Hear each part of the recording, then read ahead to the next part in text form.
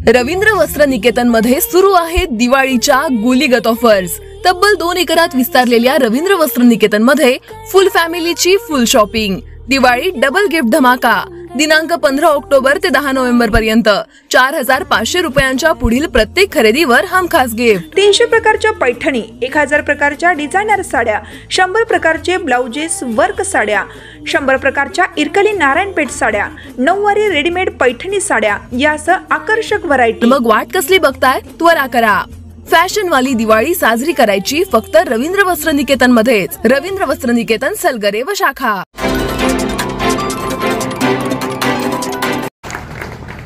खरं तर तुम्हाला मी उद्याची भाषण थोडीशी आजच सांगू का?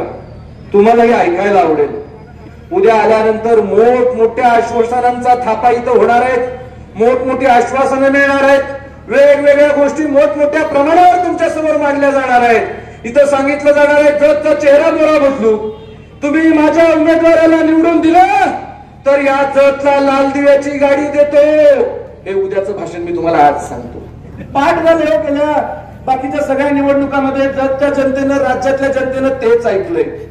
कारण या भारतीय जनता पार्टीनं या महाराष्ट्राला वेठीस धरले। मगाशी इथं बोलत असताना उमदीच्या MIDC संदर्भातले उल्लेख बऱ्याच जणांनी केले, पण काही महाशय त्यांच्या भाषणात सांगताना इथं टाटा, स्विझलॉन एवढ्या मोठमोठ्या कंपन्या आम्ही जतला आणतो, पण महाराष्ट्र प्रश्न विचारतोय आज। 7.5 कोटीचे 750हून अधिक कोटींचे प्रोजेक्ट बाहेरच्या राज्यामध्ये नेण्याचं महापाप जेव्हा तुम्ही करताय, आमच्या महाराष्ट्रातले रोजगार बाहेर राज्यामध्ये नेताय आणि कसली जतला MIDC तुम्ही आणणार आहात, हा सगळ्यात मोठा प्रश्न आहे।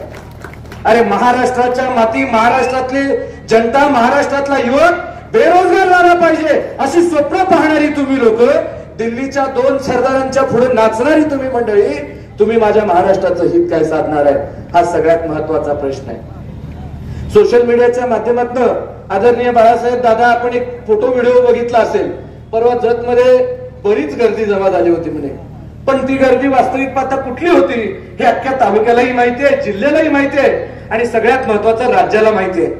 पण तिथे एक चुकीचं चित्र काय घडलं आपण सगळ्यांनी नीट पाहिलं असेल। अहो, हे भारतीय जनता पार्टीनं नेहमी एकच इडा उचललेला आहे की छत्रपती शिवाजी महाराजांचा अपमान आणि अवमान करणं। आपण पडलेला त्यांचा पुतळा पाहिला असेल, अहो गटारीत खात होते हे भाजपवाले, तिथपर्यंत ठीक होते, महाराजांच्या पुतळ्यात देखील खायला निघाले।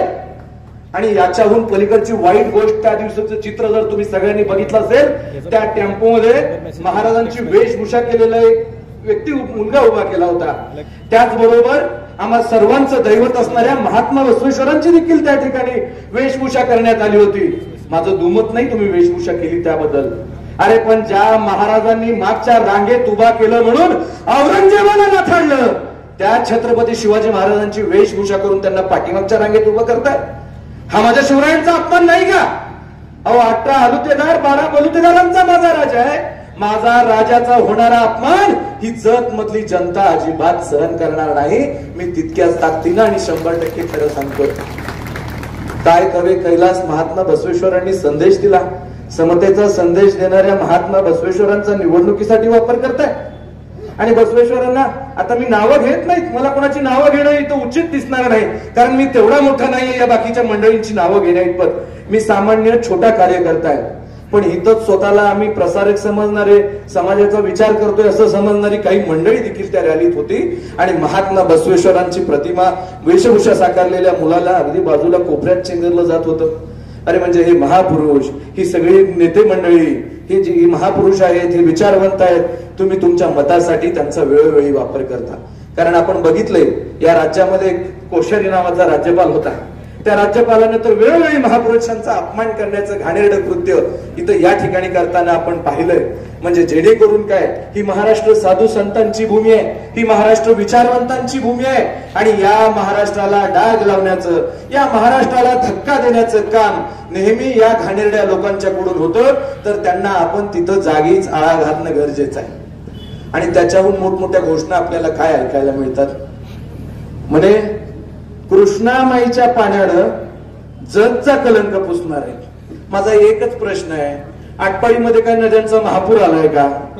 तिथला कलंक पुसण्यात आपण यशस्वी झालेला नाही आणि मग माझ्या तालुक्याचा काय विकास करणार आहात ही व्यक्तिगत टीका करतोय अशातला भाग नाही. पण या तालुक्याचा एक जबाबदार नागरिक, एक सामान्य कार्यकर्ता, एक सामान्य व्यक्ती म्हणून माझा प्रश्न आहे त्यांना. आणि याच्या पलीकडं लाडकी बहीण योजना आपण अलीकडच्या काळात बघितली. आदरणीय बाळासाहेबांना माहिती आहे हे सरकार घाणेरड्या पद्धतीने सत्तेवर आलं. म्हणजे मी ह्याच्या आधीही तुमचा एक व्हिडिओ बघितला होता. इथल्या जनतेलाही मला ते सांगायला नक्कीच आवडेल. आपली एक मुलाखत चालू होती आणि मुलाखतीमध्ये त्या फसवणुकीने तुम्हाला एक प्रश्न विचारला होता की त्यांनी तुम्हाला ऑफर दिली होती. पण त्यावेळेचं बाळासाहेबांचं वाक्य काय होतं माहितीये? ऑफर बद्दल धन्यवाद पण माझ्या रक्तात काँग्रेस आहे.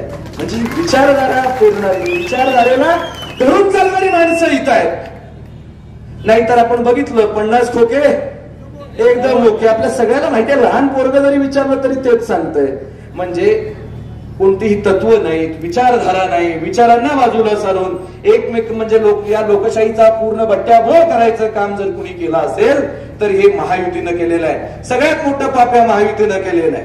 कारण एक फुल दोन हात वर चालणारं सरकार या राज्यातल्या जनतेला वेठीस धरलंय.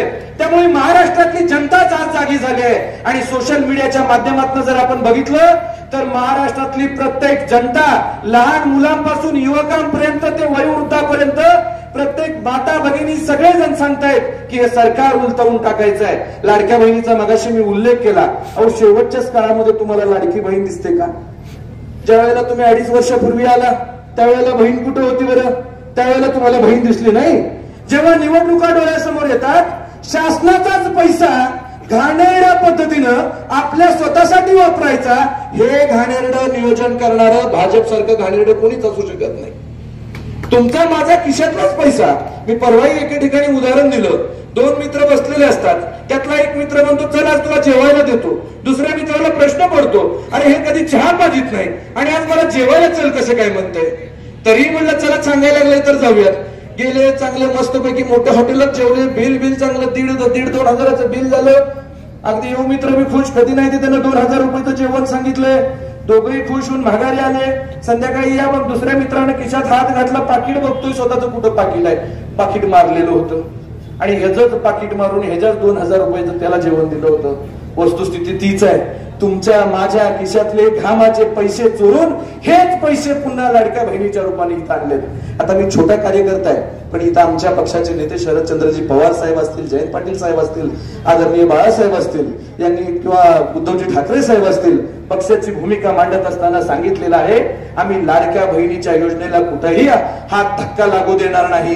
ही योजना अविरतपणे चालू राहील. पण त्याच्या पलीकडं लाडक्या बहिणीच्या योजने पलीकडं लाडक्या भाऊजीच्या हाताला काम देऊन ते घर कशा पद्धतीनं सुखानं समृद्धीनं नांदेल याचा विचार महाविकास आघाडी करणार आहे.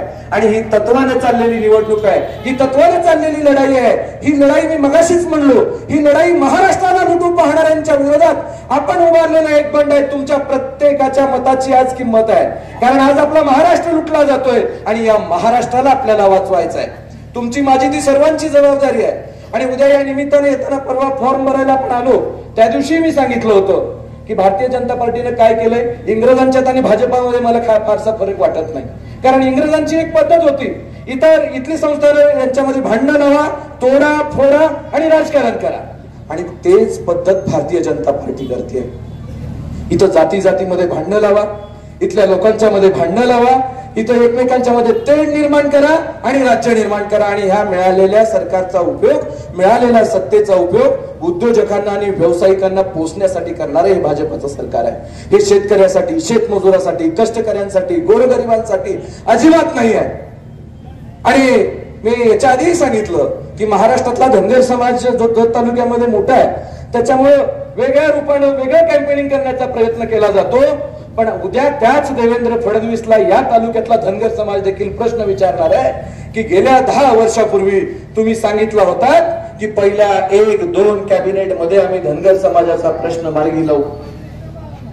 आमचं सरकार सत्तेत आल्या मार्गी लावू अगदी जाहीरनामा काढून सांगण्यात आलं होतं, पण त्याच्यावर कुठेही काही झालं नाही. निवडणुका डोळ्यासमोर दिसल्या, मराठा असो, धनगर असो, ओबीसी असो, सगळ्या जातीमध्ये भांडण लावायची, माणसं एकमेकांपासून बाजूला करायची आणि आपण इथं साम्राज्य निर्माण करायचं. हा जो महायुतीच्या सरकारनं चालवलेला डाव आहे त्यांना आपण वेळेच इथं फोडून टाकूया.